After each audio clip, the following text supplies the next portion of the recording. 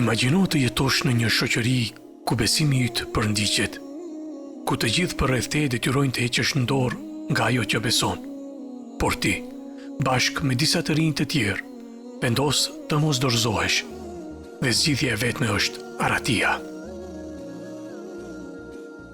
Në një kohë të largët, një grup të rinj jetonin në një qytet ku njerëzit adhuronin idhuj, por ata ishin të ndryshëm.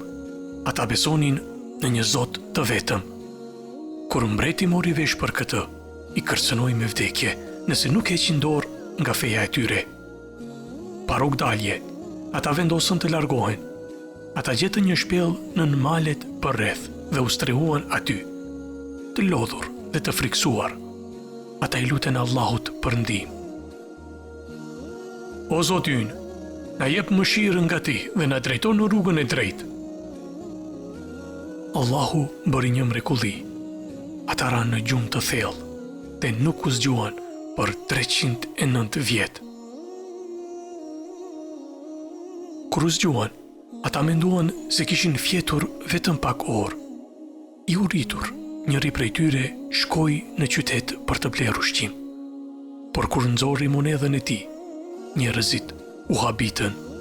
Ishte një monedhë nga shekujt e shkuar.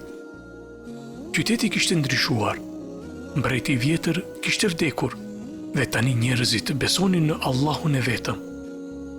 Historia e tyre u bë një mrekulli dhe një dëshmi e fuqisë së Zotit.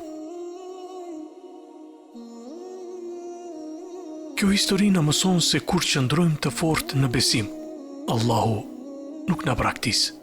Ai na mbështet, na mbron dhe na jep rrugdalje edhe në momentet më të vështira.